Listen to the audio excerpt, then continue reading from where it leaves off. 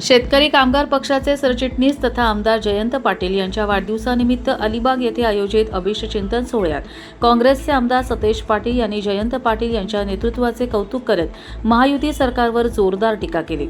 जयंत पाटील यांचे नेतृत्व केवळ रायगडपुरते मर्यादित न राहता संपूर्ण महाराष्ट्राला लाभले आहे असे सांगत त्यांनी शेतकरी, कष्टकरी, बुलेट ट्रेनग्रस्त आणि जनहिताच्या प्रश्नांवरील त्यांच्या सातत्यपूर्ण संघर्षाचा गौरव केला। महायुती सरकारमध्ये विकासापेक्षा श्रेयासाठी स्पर्धा सुरू असून बेरोजगार, महागाई, स्मार्ट मीटर, वाढते वीज दर आणि शेतकऱ्यांच्या प्रश्नांमुळे जनतेत असंतोष असल्याचा आरोप सतेज पाटील यांनी केला। पुरोगामी विचारांच्या पक्षांनी एकत्र आल्यास महाविकास आघाडीला आगामी निवडणुकांमध्ये यश मिळेल असा विश्वासही त्यांनी व्यक्त केला। उत्तरपर भाषणात जयंत पाटील यांनी कार्यकर्त्यांना विचारांशी निष्ठावान राहण्याचे आवाहन केले। तरुणांनी शिक्षण, सामाजिक जाण आणि बौद्धिक तयारीसह राजकारणात यावे, तसेच केवळ पदांपेक्षा विचारांचे कार्यकर्ते घडवण्यावर भर द्यावा असे ते म्हणाले। आगामी निवडणुकांच्या पार्श्वभूमीवर मतदार याद्यांची तपासणी, संघटन मजबूत करणे आणि महाविकास आघाडीचे विचार गावागावांमध्ये पोहोचवण्याचे आवाहनही त्यांनी केले। यावेळी आमदार नारायण पाटील, ॲडव्होकेट मानसी चितम्हात्रे, मंदार वर्तक, चित्रलेखा पाटील, सुरेश खैरे, ॲडव्होकेट गौतम पाटील यांच्यासह महाविकास आघाडीचे पदाधिकारी, कार्यकर्ते आणि नागरिक मोठ्या संख्येने उपस्थित होते।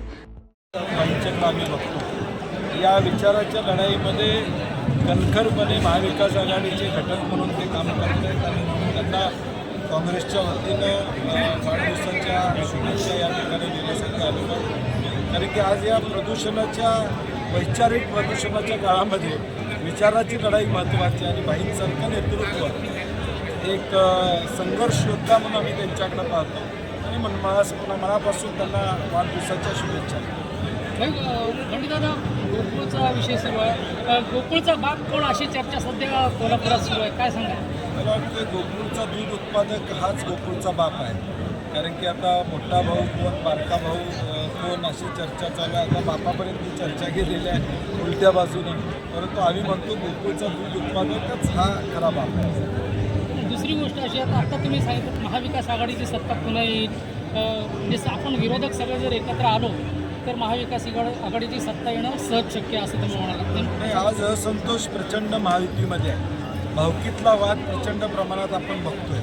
म्हणजे साताऱ्यामध्ये शिंदे गटाच्या मंत्र्यांना पोलिसांनी केलेली मारहाण, आज राज्यामध्ये भावकीचा वाद एवढा चालू आहे की मी मोठा का तू मोठा, आणि हे लोकांना या ठिकाणी पटलेलं नाही। ज्या मिसिंग लिंकचा उद्घाटनावेळी दोन्ही पक्षाच्या लोकांनी इन्फ्रामॅन म्हणून जबाबदारी घेतली की आम्हीच हे केलं, आता 2 दिवसात ते किती पोकळ होतं हे या ठिकाणी लक्षात आलेलं आहे। की IMDचा अलर्ट असताना सुद्धा तुम्ही लोकांना माहिती त्या ठिकाणी देऊ शकला नाही।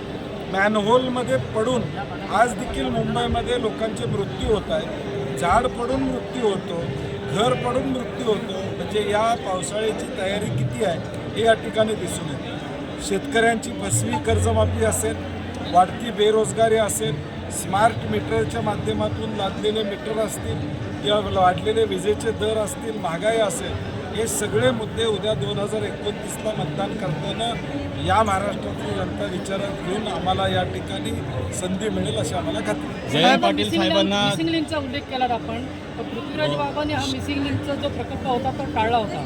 नाही, मला वाटतं तांत्रिक बाबी या करत असताना या ठिकाणी त्या गृहीत धरल्या होत्या का?